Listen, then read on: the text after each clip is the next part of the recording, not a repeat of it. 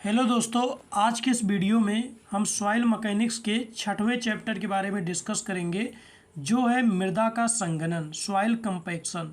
मतलब मिट्टी की कुटाई कैसे करेंगे, मिट्टी को कूटेंगे कैसे, उसके बारे में बताया गया। ठीक है, तो सबसे पहले इसके जनरल इंट्रोडक्शन के बारे में जान लेते हैं। यदि किसी स्थान पर हम मिट्टी को लाकर समतल कर छोड़ दें तो कुछ समय पश्चात गाड़ियों के आवागमन के कारण अथवा अन्य कारणों से उत्पन्न कंपन के कारण मिट्टी बैठने लगती है तथा उसका तल गिर जाता है। यह क्रिया अनियंत्रित प्रकार से हो रही है, अतः कहीं मिट्टी अधिक दब जाती है, कहीं कम। वास्तव में प्रारंभ में ढीली मृदा के कण दूर दूर थे तथा उसके बीच में वायु थी। मिट्टी पर भार आने पर उसके कणों का पुनर्संयोजन होता है और रंध्रों में वायु निकल जाती है, जिस कारण इसके आयतन में कमी आ जाती है तथा उसका आयतन बढ़ जाता है, आयतन घनत्व बढ़ जाता है। इस क्रिया को नियंत्रित रूप से यंत्रों की सहायता से भी किया जाता है तथा इस प्रकार इच्छित घनत्व प्राप्त किया जा सकता है। यदि हम सूखी मृदा को इस प्रकार घनत्व बढ़ाना चाहें, जो मिट्टी के कणों के संपर्क स्थान पर घर्षण के कारण काफ़ी अधिक ऊर्जा की आवश्यकता पड़ेगी, परंतु यदि हम मिट्टी में कुछ मात्रा में जल की मिलाकर उसका संघनन करें तो कणों के कण स्थान में पर घर्षण कम हो जाने के कारण यह क्रिया सरलता से की जा सकती है। पानी की मात्रा भी इसमें काफ़ी महत्व है। किसी विशेष प्रकार की मृदा के लिए एक निश्चित मात्रा की ऊर्जा देकर संघनन के समय निश्चित मात्रा से जल की आवश्यकता पड़ती है। संक्षिप्त में हम कह सकते हैं कि मृदा के घनत्व को बढ़ाने के लिए मिलाए जाने वाले पानी तथा संघनन की मात्रा का काफ़ी महत्व है तथा इन पर नियंत्रण आवश्यक है। देखिए, कुटाई करने के लिए हमें दो चीज़ों को डिपेंड करता है, एक पानी डिपेंड करता है, दूसरा संघनन की मात्रा, कितना कुटाई की है। ठीक, ये तो दो चीज़ें हमारी कुटाई को नियंत्रित करती है। ठीक, उसके बाद संघनन यानी कंपैक्शन क्या होता है। जब किसी यंत्र द्वारा हम क्या करते हैं, सॉइल के कणों को पास पास लाने की क्रिया करते हैं, तब उसे कहते हैं सॉइल का कंपैक्शन। ठीक है, इस कारण क्या होता है, मृदा के आयतन में कमी आ जाती है और उसका घनत्व, शुष्क घनत्व बढ़ जाता है। ठीक, कंपैक्शन के कारण। अब हम बात कर लेते हैं कि मृदा की आवश्यकता, मृदा कंपैक्शन की आवश्यकता क्या क्या है। पहला, जहां मिट्टी का भराव करना हो, नंबर 1। नंबर 2, बांध, सड़क, रेल मार्ग, सड़क के नहर के लिए, तटबंध बनाने के लिए। तीसरा, मृदा की धारण क्षमता बढ़ाने के लिए। चौथा, मृदा की पारगम्यता कम करने के लिए। ये चार चीज़ें हैं जिसलिए हम जो हैं सॉइल का कंपैक्शन करते हैं। मृदा का शुष्क घनत्व निम्न दो बातों पर निर्भर करता है। पहला, ये आपके एग्जाम में भी पूछा जाता है।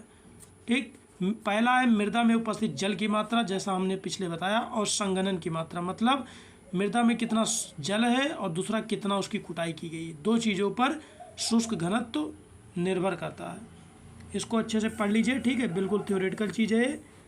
अनुकूलतम जलांश क्या होता है उसके बारे में बताया गया, पढ़ लीजिए। प्रयोगशाला में कंपैक्शन टेस्ट कैसे किया जाता है उसके बारे में बताया गया है। ठीक, उसके बाद प्रमाणिक प्रॉक्टर टेस्ट क्या है, स्टैंडर्ड प्रॉक्टर टेस्ट, ये आपके एग्जाम में पूछा जाता है, इसको भी अच्छे से समझ लीजिए। ठीक, अब ये सारे जो है टेस्ट हैं, ठीक है, जो प्रयोगशाला में किए जाते हैं सॉइल कंपैक्शन की। ठीक, ये टेस्ट हैं सभी जो सॉइल कंपैक्शन के किए जाते हैं।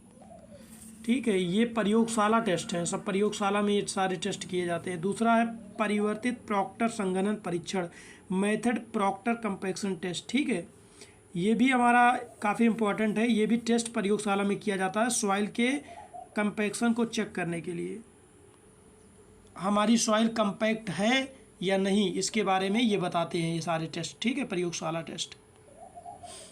उसके बाद हम बात कर लेते हैं कि उपयोग क्या क्या है। ठीक, शुष्क घनत्व, जल की मात्रा में संबंध ज्ञात कर उपयोग क्या क्या है, इनकी प्रयोगशाला परीक्षण के उपयोग क्या क्या है। तो 4 पॉइंट्स हैं, इनको आप वीडियो रोक करके अच्छे से देख लीजिए। ठीक, उसके बाद स्थल का संघनन कैसे करेंगे, फील्ड का कंपैक्शन कैसे करेंगे। प्रयोगशाला टेस्ट तो हो गया। ठीक है, अब हम बात कर लेते हैं साइड पर कैसे कंपैक्शन करेंगे। तो साइड पर कंपैक्शन करने की टोटल 5 विधियाँ हैं, 5 तरीके से हम कुटाई कर सकते हैं अपने सॉइल की। पहला है मृदा को दबाकर, दूसरा स्थिर भार लगाकर, तीसरा कंपन द्वारा, चौथा आघात देकर, पांचवा विस्फोटकों द्वारा। ये 5 विधियाँ हैं जिनके माध्यम से हम अपने साइड पर क्या कर सकते हैं, कुटाई कर सकते हैं। ठीक है, अब हम बात कर लेते हैं संघनन यंत्र। संघनन यंत्र कौन कौन से हैं, तो संघनन यंत्र के बारे में बात करते हैं। ठीक है, तो कुटाई के जो यंत्र हैं वो हैं रोलर हैं, कंपित्र हैं, ठीक है, दुर्मुठ हैं। रोलर, वाइब्रेटर और रैमर, ये 3 चीज़ें हैं। ठीक, तो रोलर 4 प्रकार के हैं, चारों का एक एक करके पढ़ लेते हैं। ठीक है, समझ लेते हैं। समतल पहिए वाला रोलर कैसा होता है, इसको चित्र दिया गया, आप इसको देख के, और थ्योरेटिकल चीज़ें हैं, बिल्कुल आप इसको पढ़ लीजिए। ठीक,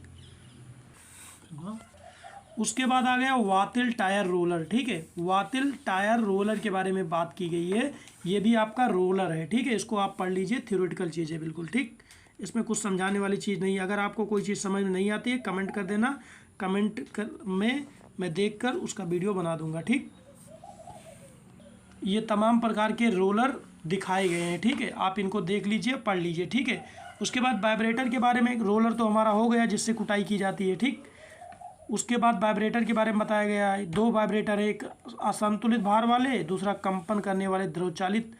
ठीक, दोनों को चित्र दिखाया गया, आप देख लीजिए। ठीक है, ये हमारे वाइब्रेटर हो गए। ठीक, तो उनके बारे में बताया गया है, तो वाइब्रेटर भी हो गया। उसके बाद हम बात कर लें तीसरा जो है हमारा दुर्मुठ।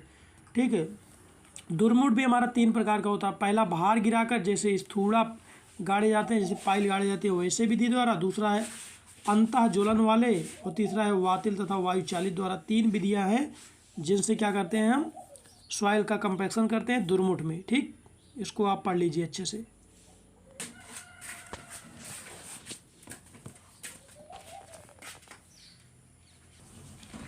तो टोटल 2 विधियां हैं जो 2 कारक हैं, जो 2 कारक मृदा के कंपैक्शन को प्रभावित करती हैं। पहला है मृदा का जलांश, दूसरा है किसी विशेष यंत्र विशेष से संघनन की मात्रा, मतलब कितनी कुटाई की गई और कितना मृदा का जलांश है। ये 2 कारक हैं जो मृदा के संघनन को प्रभावित करते हैं।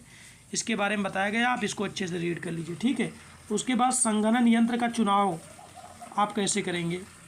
संघनन यंत्र का चुनाव 3 बातों पर निर्भर करता है। ठीक है, पहला है मृदा की किस्म, मृदा का कण परिमाण वितरण और मृदा के जलांश। 3 बातों पर संघनन का चुनाव निर्भर करता है। ठीक, मृदा संघनन की तकनीक कौन कौन सी है। मृदा कुटाई की 3 टेक्निक्स हैं। पहला है प्रारंभिक अन्वेषण, दूसरा है स्थल परीक्षण, तीसरा है प्रस्तावित विधि का उपयोग। ठीक, ठीक है, अब हम बात करेंगे सबसे पहला अपना प्रारंभिक अन्वेषण के बारे में। ठीक, ये प्रारंभिक अन्वेषण है। प्रारंभिक अन्वेषण में जो है जलांश ज्ञात किया जाता है, वो भी संघनन परीक्षण द्वारा, अभिनिर्धारण परीक्षण द्वारा। उसके बाद दूसरा आता है स्थल परीक्षण। ठीक, ठीक है, और तीसरा आता है प्रस्तावित विधि का उपयोग करना। ठीक है, ये सब आप अच्छे से पढ़ लीजिए, बिल्कुल थ्योरेटिकल चीज़ें हैं। ठीक है, अगर कोई चीज़ समझ में ना आए तो कमेंट बॉक्स में लिख देना, मैं उसका वीडियो अलग से बना के डाल दूंगा। ठीक है, मृदा का स्थल घनत्व ज्ञात करना।